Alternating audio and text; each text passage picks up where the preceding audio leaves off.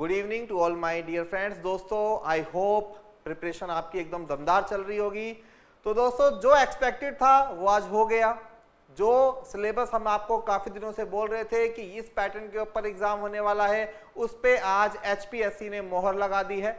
तो क्या क्या कवर करेंगे इस वीडियो में मैं आपको जल्दी से बता देता हूं। इसके अंदर स्क्रीनिंग डेट सबको पता है 2 नवंबर, उसके बारे में बात होगी।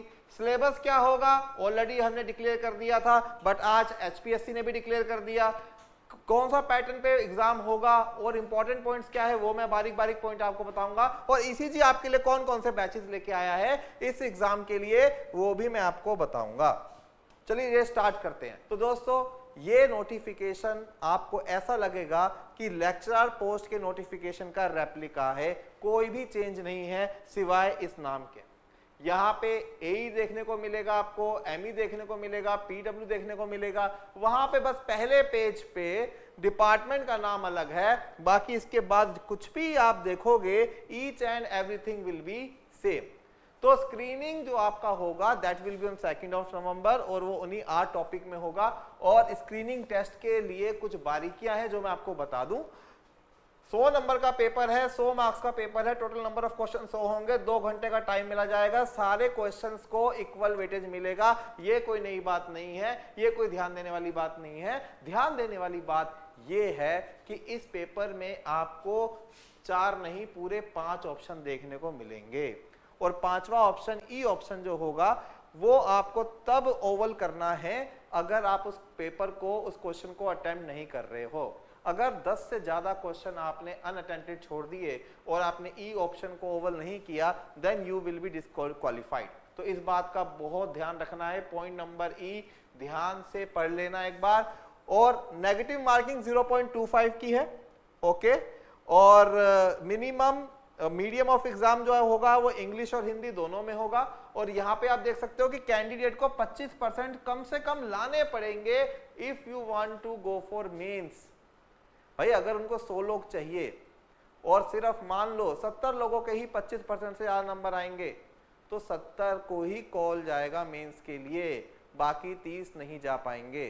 तो ना सिर्फ कट ऑफ अपर से देखी जाएगी, लोअर साइड से भी देखी जाएगी। 25% के ऊपर वाले जो फिर टॉप के 4 टाइम्स कैंडिडेट होंगे उनको हम लोग बुलाएंगे, उनको हरियाणा वाले लोग बुलाएंगे मेंस एग्जाम देने के लिए, ओके। तो आप देख सकते हो। बट एक चीज अच्छी है यहाँ पे कि जो आपका स्क्रीनिंग टेस्ट होगा वो सिर्फ क्वालिफाइंग नेचर का होगा, उसके मार्क्स आपके मेंस एग्जाम के साथ एक्यूमुलेट नहीं होने वाले हैं। तो आप यहाँ देख सकते हो कि 4 गुना कैंडिडेट्स बुलाया जाएगा। फॉर एग्जाम्पल अगर एई की 153 पोस्ट है तो 153 into 4 number of aspirants will be qualified provided they have secured at least 25% marks, okay. उनको फिर सब्जेक्ट नॉलेज टेस्ट के लिए बुलाया जाएगा और सब्जेक्ट टेस्ट की भी जो मिनिमम मार्क्स है दैट इज 25%, ओके। और ये भी यहाँ पे साफ साफ शब्दों में लिखा हुआ है कि स्क्रीनिंग टेस्ट के मार्क्स नहीं काउंट किए जाएंगे, ओके। अब देखते हैं फिर सिलेबस क्या है। स्क्रीनिंग टेस्ट का सेम है जो हमने कवर कर चुके हैं, वही टोटल 8 टॉपिक है। General science, current affairs, history, Indian and world geography, culture, polity, economy, general mental ability जिसको हम रीजनिंग भी बोलते हैं, बेसिक न्यूमेरेसी, डाटा इंटरप्रिटेशन, ये सब क्लास 10th लेवल तक का। और last but not the least Haryana GK, जिसके लिए प्रेडिक्ट किया जा रहा है कि इसका वेटेज अच्छा खासा हो सकता है, ओके। अच्छा अब आ जाते हैं मेंस पे। भाई क्वालिफाई तो आप लोगों ने कर लिया, मेंस पे आओ। मेंस के लिए 3 घंटे का टाइम, 150 नंबर का ये पेपर। ये वाला पेपर डियर सिर्फ और सिर्फ इंग्लिश में होने वाला है और यहाँ पे कम से कम स्टूडेंट को 35% मार्क्स लाने पड़ेंगे, तभी कट ऑफ उसका क्लियर माना जाएगा। और उसके बाद इसका जो एक्यूमुलेटेड वेटेज होगा दैट विल बी 87.5% और जो 12.5% है वो रह गया आपका इंटरव्यू के लिए। जो फाइनल मेरिट बनेगी वो आपके subject wise test plus interview को ध्यान में देखते हुए बनेगी। पर दोस्तों एक चीज का ध्यान रखना, यहाँ तक तभी पहुंचोगे जब 2 नवंबर को पहली सीढ़ी चढ़ोगे। और पहली सीढ़ी आपकी कंप्लीटली नॉन टेक्निकल एग्जाम की है। जिसमें जनरली इंजीनियर्स का हाथ थोड़ा सा तंग होता है। तो अगर अभी भी आपने अपनी प्रिपरेशन स्टार्ट नहीं करी तो डियर स्टार्ट कर दीजिए। ओके, इसीलिए ईसीजी आपको टाइम टू टाइम गाइड करने के लिए रेगुलर इंटरवल्स पे बैच अनाउंस करता रहता है। तो हमारे जो नेक्स्ट बैचेस हैं that we are going to start on 25 of August. ये टेक्निकल बैच भी होगा और ये नॉन टेक्निकल बैच भी होगा। दोनों ही बैचेस हम लोग 25 ऑफ अगस्त से स्टार्ट कर रहे हैं। एक बैच हमारा 16 अगस्त को स्टार्ट हुआ था जिसके अंदर इंजीनियरिंग मैकेनिक्स टेक्निकल में और हिस्ट्री और ज्योग्राफी नॉन टेक में चल रहा था। जो 25 अगस्त वाला जो बैच है इसके अंदर हम लोग इरिगेशन टेक्निकल में एंड पॉलिटी नॉन टेक में स्टार्ट करेंगे। जो स्टूडेंट्स ऑलरेडी हमारे साथ एनरोल्ड हैं उनको भी ये कोर्सेज इसी के अंदर इंक्लूड व्यू होंगे। इज इट क्लियर दोस्तों? कई बार बच्चे मेरे से बोलते हैं कि सर अभी तो इसके लिए टाइम है, ये वाला बैच हम क्यों लें, हम सिर्फ नॉन टेक की प्रिपरेशन ही करते हैं, हमारा फोकस खराब हो जाएगा।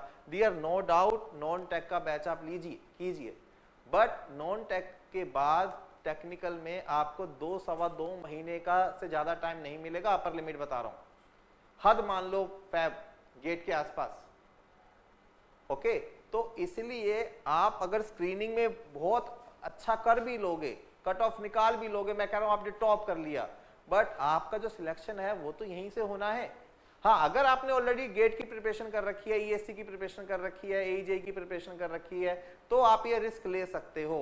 बट अगर आप फ्रेश हो, अगर अभी आपने इतनी तैयारी नहीं की है टेक्निकल में, तो उन लोगों के लिए ये बैच मैंडेटरी है। ओके, तो इस बैच के साथ जाइए, ठीक है। और अगर आप ऑलरेडी एक अच्छे इंजीनियर हो, ऑलरेडी मान लीजिए आपने एमटेक कर रखा है, गेट क्वालिफाई कर रखा है, ईएससी हो, कहीं पे स्टेट में एसडीओ लगे हो, तो आप ये नॉन टेक के साथ प्रिपेयर कीजिए। ओके डियर, अच्छा टेक्निकल का सिलेबस मैं और डिस्कस कर लेता हूं। टेक्निकल सिलेबस भी डिट्टो सेम है जो हमारा पॉलिटेक्निक लेक्चरर के लिए था। टोटल सिलेबस को 6 पोर्शंस में डिवाइड किया गया है। पहले पोर्शन में है स्ट्रक्चर, जिसको फर्दर 6 पोर्शन में डिवाइड किया गया है, mechanics, SOM, structure, CPM, RCC and steel. तो ये 6 टॉपिक्स हैं। एक चीज मैं आपको बताऊं, ये टॉपिक इस पीडीएफ को और गेट के सिलेबस को आप लोग मैच कर लेना, बिल्कुल सेम है, बिल्कुल सेम है। मैंने देखा यहाँ पे कि गेट के सिलेबस में भी यहाँ मोमेंट ऑफ इनर्शिया मेंशन नहीं है, बट क्वेश्चन पूछे जाते हैं, तो इन्होंने भी यहाँ पे सेंटर ऑफ मास के बाद फ्री वाइब्रेशन लिख दिया। ओके, तो जो ये कंटेंट है डियर, ये गेट की पीडीएफ से बिल्कुल मैच करता हुआ दिखाई दे रहा है आपको। तो एक चीज तो तय है कि सिलेबस में कोई कॉम्प्रोमाइज नहीं होने वाला, एकदम स्टैंडर्ड बेस लिया गया है सिलेबस के लिए। ओके, ये सिर्फ मैं पहली लाइन नहीं, बाकी सबको एनालाइज करके आपको बता रहा हूं। सेकंड सेक्शन है जो है जियो टेक्निकल इंजीनियरिंग, जिसके अंदर हम लोग मैकेनिक्स वाला पोर्शन और फाउंडेशन वाला पोर्शन डिस्कस करेंगे। ओके, और थर्ड पोर्शन है हमारा वाटर रिसोर्स इंजीनियरिंग, जिसके अंदर आपका एफएम हो जाएगा और आपका हाइड्रोलिक्स हो जाएगा, open channel flow, hydrology, irrigation, ये सारी चीजें यहाँ पे कवर होगी। एंड नेक्स्ट पोर्शन है एनवायरनमेंट, ये भी काफी इंपॉर्टेंट पोर्शन होने वाला है।